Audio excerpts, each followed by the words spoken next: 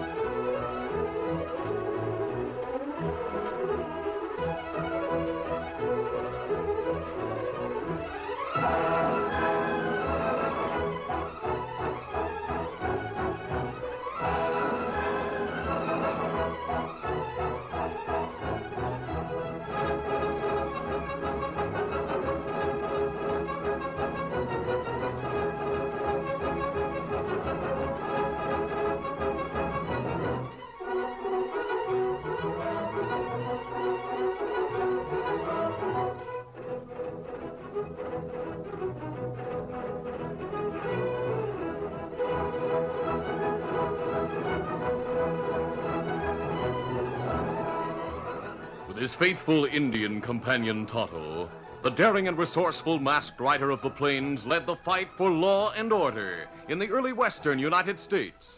Nowhere in the pages of history can one find a greater champion of justice. Return with us now to those thrilling days of yesteryear. From out of the past come the thundering hoofbeats of the great horse Silver. The Lone Ranger rides again. Come on, Silver. Let's go, big fellow. Hi-yo, Silver! Hooray!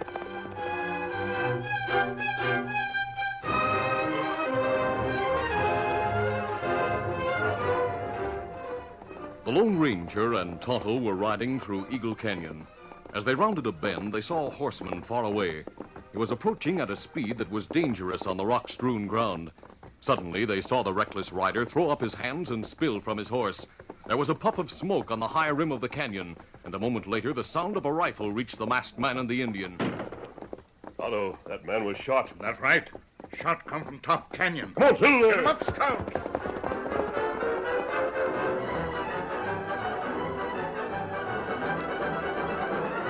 The top of the canyon could be reached only by a long and difficult route, so there was no opportunity to pursue the sniper. The masked man and Tonto hurried to see if there were any chance to help the man who had been shot. Easy, steady, big fella. Easy. As they drew rein beside the fallen man, they saw him move. He's alive, Tonto. Bring the canteen. Me get it. Easy there, easy. Take it easy, fellow. We see how badly you've been hit. Shot came up there. We saw where it came from. You're masked. I'm here to help you. You one of Tarbuck's men? I've never heard of Tarbuck. Lie still while I open your shirt. It's no use. I'm going. Here, water. Thanks, Tonto. That wound, it's bad, isn't it? You need the attention of a doctor. Try to swallow some water. Thanks. What's your name? Salter. Jim Salter. Do you know who shot you? Must have been one of Tarbuck's men. Who is Tarbuck? Boss of a gang. Took over the town of Lone Pine. How? First, Tarbuck came, and his men, one after another, got jobs. Oh, what kind of jobs? Lawmen, tax collectors, marshal. And then? Things got worse and worse till everyone except the gang left town. Everyone? Yes. We had a meeting tonight, a town meeting. Secret one. Mayor Jim Galt called it. We all moved out, leaving the town to the Tarbuck gang. Where are the townspeople now? They're camped in a valley east of here. They need help bad. Where were you going, Salter, when you were shot? Dover City. There's a telegraph station there. He's going to send word to Washington, asking the government to help us. Tarbuck must have known your plans. He did. Must have sent a dry gulcher to stop me. Hey,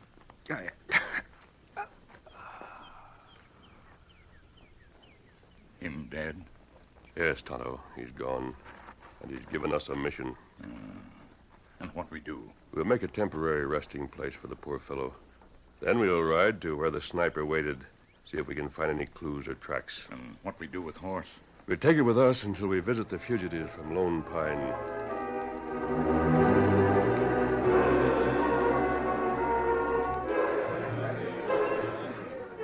That evening, the ambusher who had murdered Jim Salter was in the Lone Pine Cafe. He and another man were seated at a corner table with Tarbuck, the boss. Here's a little extra cash for you, Jake. Pay for getting that gent from the fugitives' camp. Thanks, Mr. Tarbuck. Hey, boss, me and some of the other boys was wondering. Yeah, what? You mean to drive everyone out of town? Sure I did. Just one trouble. They won't give up their land and their homes without a fight. Hey, let them try to fight. I'll be ready for them. All right, boss. I just thought I'd mention it. Butch, I get regular reports on what Galt is planning. That's how I knew Jim Salter was going to try to reach the telegraph office. You get reports? Yes, of course. Boss says a spy in Galt's camp. Yeah? Yeah. Hey, what's going on? It's that man who just came in. Look at him, Jake. He's wearing a mask. Yeah, sure enough.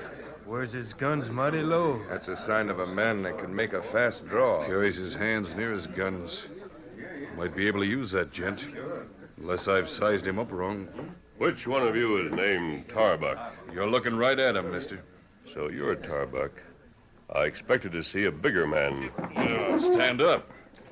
Well, maybe now I look bigger to you. Now, what do you say, stranger? Tarbuck's half a head taller than you. Tarbuck, you're still not big enough to require a whole town for yourself. I like room to swing my elbows. I've seen pictures of one of your friends on handbills. You're Jake Slade, aren't you? What of it?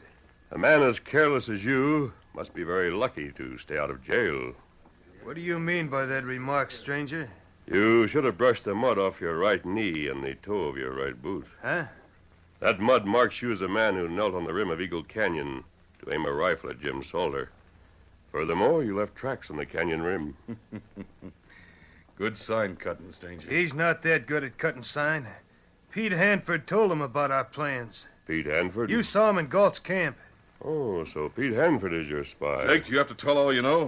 What's the difference? This gent won't leave here alive. Hey, who are you? You're not one of the men who vacated the town. No, I'm not. And you're not a lawman, because lawmen don't wear masks. So you must be dodging the law. Well, maybe we can do business. I like your style, the way you wear those guns. We can't do business, Tarbuck, because I don't like your style. Hey, listen to him, boss. Hold it, Jake. Don't finish your draw. You might get hurt. Oh, yeah? Well, someone will get hurt, but it won't be me. Hold it, all of you. Hey, let go of me. You shoot through Tarbuck to get me? After disarming Jake with a bullet in the gun hand, the Lone Ranger had sidestepped with lightning speed, grabbed Tarbuck's arm, and twisted it behind his back. With a grip of steel, he held the big boss as a shield. My arm! My arm! I'll break it, Tarbuck, if you keep struggling. I know. And I'll shoot the next man who reaches for a gun. This way, Tarbuck. You're backing with me as far as the rear door. Hey, boss. We don't dare try to help. Stay where you are, all of you. My wrist is smashed. All right, shut up, Jake. Listen, mister, whoever you are, you're my kind of man. There's room for argument on that point. Now, wait a minute. I've got no hard feelings against you. I could use a man like you. I'll pay you handsome to work for me. Here's a door, Tarbuck. This is as far as we go together. The first man who sticks his head through the door may stop a bullet. Adios, Tarbuck. Now, wait. Tonto was waiting behind the cafe with the horses. The Lone Ranger kept a sharp watch on the rear door as he prepared to mount. A ribbon of light appeared as the door opened a cautious inch, and Tarbuck called, Now, listen, mister. Don't go. I'll make a deal. Stick your head out, Tarbuck. Shot, make him close door fast. Let's go, Tonto. Easy, steady, big fella. 1, 2, there.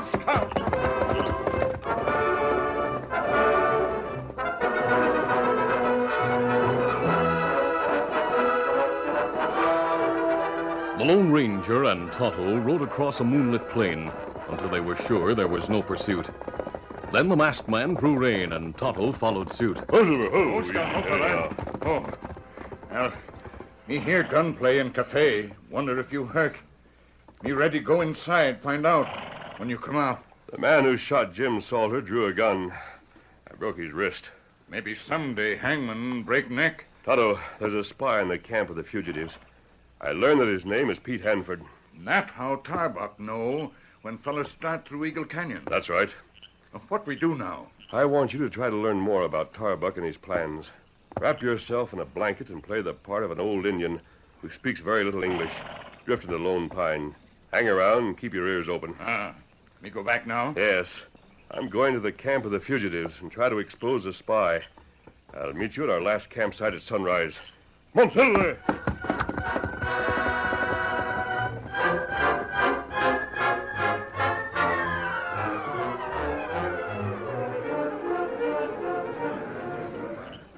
The fugitives were camped inside a circle of canvas-topped wagons.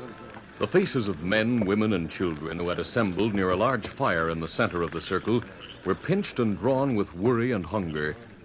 Because of increasing dissatisfaction, Jim Galt, the leader, had called a meeting. You men know what'll happen if we go back to Lone Pine? We'll have to take orders from Tarbuck. I say that's better than starving to death. Yeah, Pete Hanford's right. I'd rather take orders than starve. It won't be a case of taking orders. Tarbuck's lawmen will pick us up one at a time, put us on trial for the crimes of his gang, and we'll be convicted and hung on trumped-up evidence. I think you're wrong about that, Galt. Of course he's wrong. Tarbuck wouldn't do that. Every one of you voted to leave Lone Pine until we found help to go back and clean out the Tarbuck gang. We'll starve to death before any help comes. Hey, Hanford, you're the one who started all the talk of going back. What if I am, Galt? A lot of the men agree with me. For the sake of the women and children, we should go back. Let's wait till there's a reply from the telegram Salter is sending to Washington. Let's at least wait that long. Galt. All eyes turned to the tall masked man who stepped from between two of the wagons into the firelit circle. Who are you, mister? Hey, what's the meaning of that mask? Where'd you come from? I came to tell you that the messenger you sent to telegraph for help is dead. Dead? Yes, he was killed by one of Tarbuck's men on the way to the telegraph office. He was killed because Tarbuck has a spy in his camp. I'm here to name that spy. The name of that spy is Pete Hanford. That's a lie. Pete Hanford. He's the one who's been trying to persuade us to return and knuckle down to Tarbuck. That's a lie, I tell you. That masked man's lying. Wait a minute. Thunder, Hanford, you don't look half starved like the rest of us. Look in Hanford's wagon. See if he's been holding out on food. No, you can't do that. Search him. See if he's broke like the rest of us. That stranger's just a troublemaker. I'll teach him. Hold it, Hanford. Finish that draw and I'll break your arm. Take Hanford's gun. We'll search him.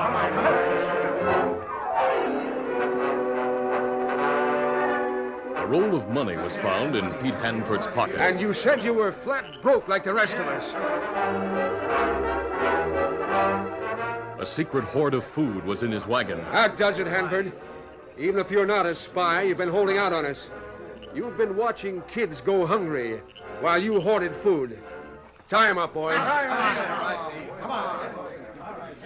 With Hanford tied and guarded, Mr. Galt, Tarbuck won't know what you're doing or planning. He'll be guarded from now on. And we're mighty grateful to you, mister, for exposing him. Exposing Hanford isn't going to help your situation. I gather from what I heard before I stepped into your camp that you're short on food. Yes, we certainly are. We're short of both food and money. There's an army post at Grant's Pass. We hope to get help from there, but it'd have to be official instructions from Washington. Salter was killed on his way to telegraph Washington. How long will your food supply last? By stretching it with fish and game, might make it last 2 weeks. Mighty short rations. I doubt if you'd get official action from Washington in 2 weeks. I'll try to find a way to help you. Just who are you, mister? Why are you going to try to help us? Because, Galt, men like Tarbuck and his followers should be suppressed. So men like you can build a bigger, better nation. Guard Pete Hanford and keep your chins up. We'll meet again. Galt, I wonder who that masked man is. Yes, I wonder. Come on, fiddle there!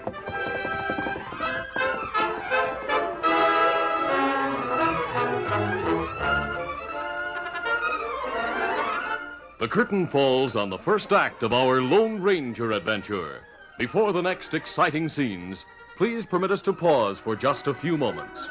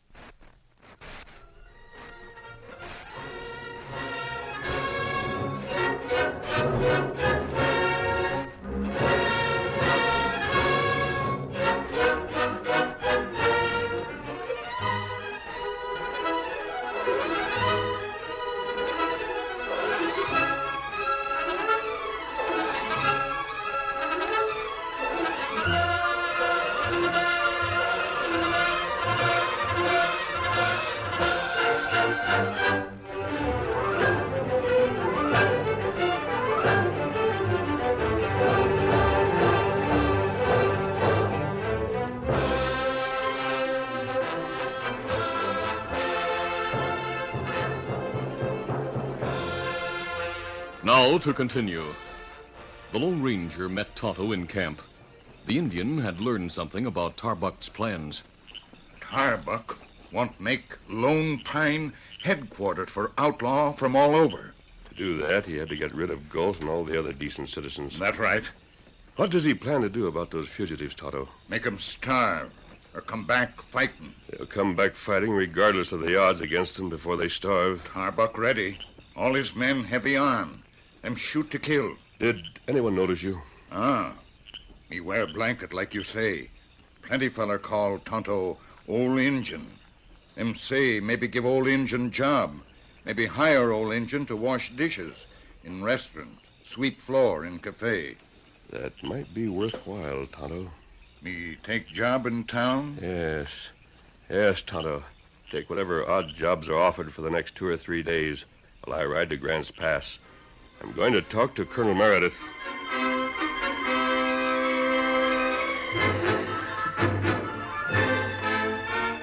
After further conversation, Tonto returned to Lone Pine to continue his role as a vagrant old Indian. The Lone Ranger slept in camp until daybreak. Then he set out on the lone ride north to Grant's Pass. He traveled all day and far into the night. After a couple of hours' rest, he resumed his journey. It was sunset of the second day when he came within view of the army garrison.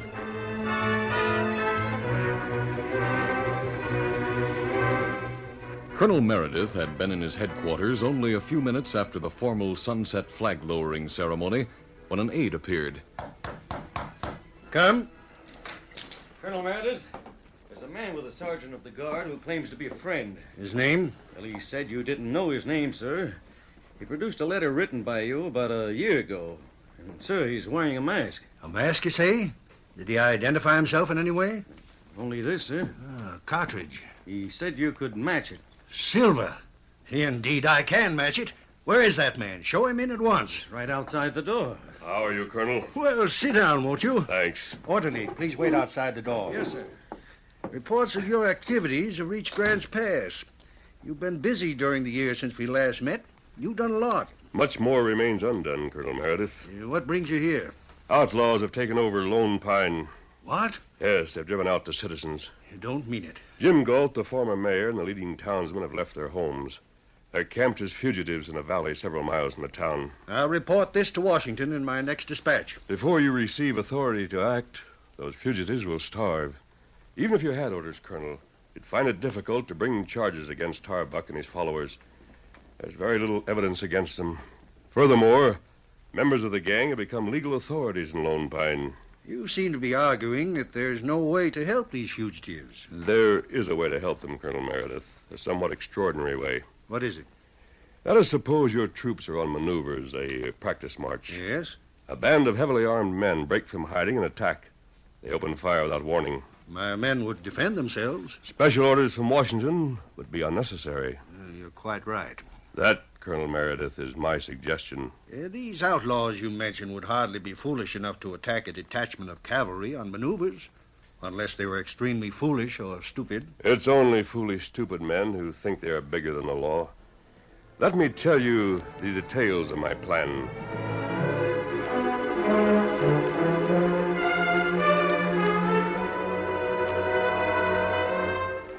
After a lengthy conference and a discussion of detailed plans, the Lone Ranger left the army post.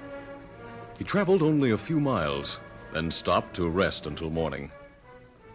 2 days in the saddle brought him to the camp near Lone Pine. It was after dark when Tonto arrived. Tonto, did you make sure no one followed you from town? Oh, me sure. Me leave town many time. Tell Tarbuck me go hunting or fishing. Has Tarbuck said anything about his spy in Galt's camp? Today, him talk to Jake. Him say it time for word from Pete Hanford. Him not say anything before today. Then he doesn't suspect Hanford has been captured. Tonto, tomorrow you'll break the news. Tell Tarbuck Hanford captured? Yes. If he questions you further, you might tell him you heard the news from a couple of the fugitives whom you met while hunting in the valley near the camp. Me savvy. Now, Tonto, pay careful attention. Tell Tarbuck you can sneak into Galt's camp and release Hanford if he wants you to. Tonto, do it. Our plans work, We may smash the Tarbuck gang before the end of this week. Soldier help? Yes, but we must set the stage. What happened when Hanford free? Hanford will have big news to bring to Tarbuck. I'm going to Galt's camp right now to see that Hanford has that news.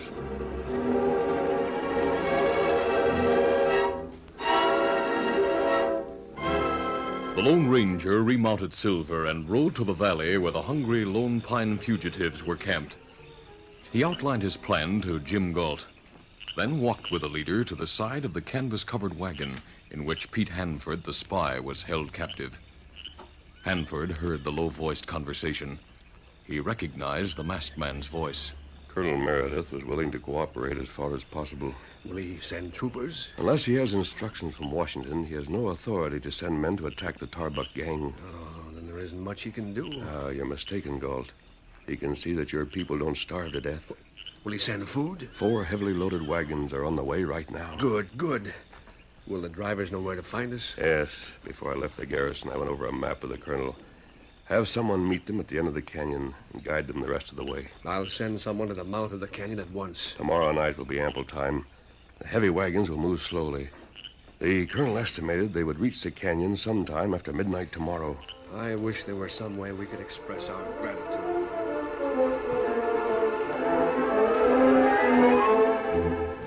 If I could only get loose, Ted Rat at Tarbuck should know about that food. Pete Hanford renewed his efforts to get free, but the ropes that held his arms and legs were strong and well tied. He remained captive for another 24 hours. Then, after everyone had settled for the night, the spy heard a slight movement near the tailgate. He turned and saw the head and shoulders of an Indian outlined against the starlit sky. Then Tonto crawled into the wagon. Me come from boss. Me cut you free. You mean Tarbuck? That right. Me have horse ready. You hurry back to Lone Pine. Released by Tonto, Pete Hanford hurried to the cafe, where he was met with exclamations of welcome. Here's Pete. Hi, Pete. You all right? We heard you were captured. Welcome back. Glad to see you. Hiya, boys. Hanford, I'm over here. Boss, I have a score to settle with a masked troublemaker. Everything was going fine until he showed up in Galt's camp. Well, he showed up here, too. He smashed my hand. Have any trouble getting away after the old Injun found you? Yeah, he cut the ropes and had a horse waiting for me. It's a good thing, boss. I have news. Yeah? That masked man rode to Grant's Pass. He talked to Colonel Meredith. Yeah? What's the colonel going to do? He's sending food to Galt's camp. 4 wagon loads are on the way right now. Well, that much food, those people can hold out long enough to get word to Washington. That'll mean government officials investigating. I don't want anything like that. I tried to persuade him to come back and let you run the town, but that masked man interfered. Yeah, they'll come back rather than starve. There's only one thing for us to do, boys. We've got to try to keep that food from reaching Galt. We just knew when and where to meet those wagons. I can tell you, boss. They'll be coming through the canyon sometime after midnight tomorrow. All right, we'll get all the boys together and attack. Army wagons. That's dangerous. Yeah, there won't be more than 8 men traveling with the wagons. We can wipe them out easily. And maybe we can make it look as if Galt's people staged the massacre. Yeah, Jake, I think we can. I'll think it over and make plans before tomorrow night. Meanwhile, pass a word for all the boys to be ready to ride to Eagle Canyon. Right.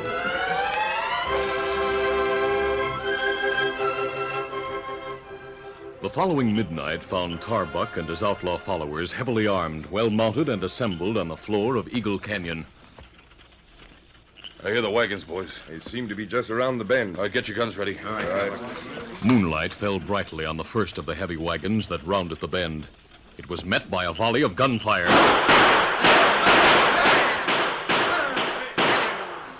Much to the surprise of Tarbuck and the outlaws, the driver was not in the usual place on the high seat of the wagon. Where is he? I don't see the driver. Who's handling the horses? The horses clattered to a halt. Then the outlaws had further cause for consternation when unexpected gunfire came from the army wagon. There were distant shouts, a bugle, and the sound of hoofs. Instead of other wagons following behind the first, a detachment of cavalry came around the bend at top speed. Troopers, where'd they come from? We're outnumbered. Something went wrong. Get away from here. Every man for himself. The outlaws turned their horses quickly and fled along the canyon floor with the soldiers in hot pursuit. They had gone only a short distance when they realized that they were trapped.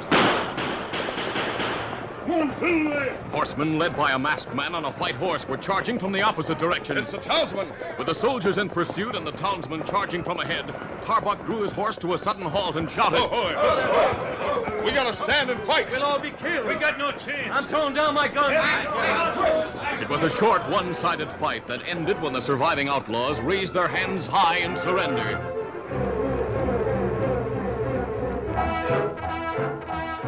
The outlaws were tied, and those who were wounded were given attention, while the officer in charge of the detachment took statements from Galt and the other townsmen. During all the activity, the Lone Ranger slipped away unnoticed.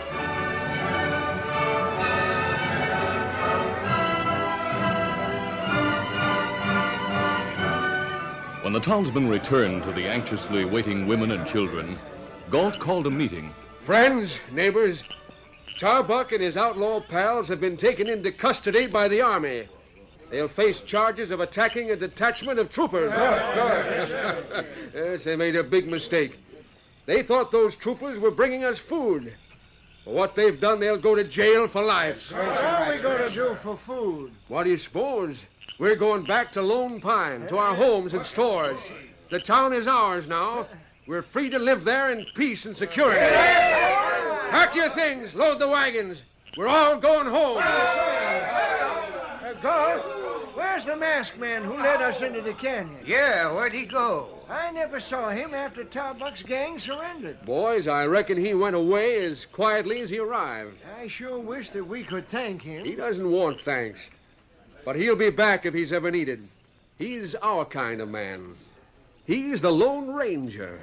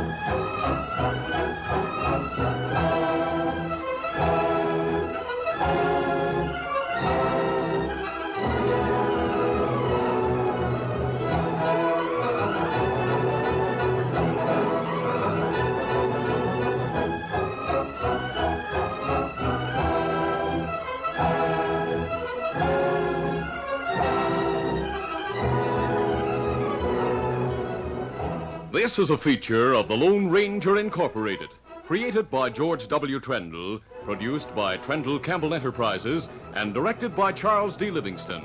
Tonight's drama was written by Fran Stryker. The part of the Lone Ranger is played by Brace Beamer.